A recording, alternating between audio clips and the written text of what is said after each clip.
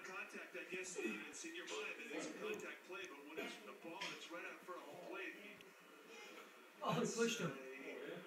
Probably a decision I think if he had a chance to make it over, he may do differently.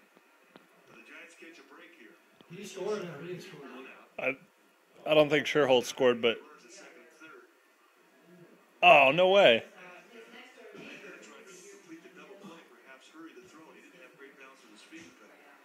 I just don't think that was good base running from Sandoval's perspective at the onset of that play. How's that feel, Ronnie? Oh, feels good.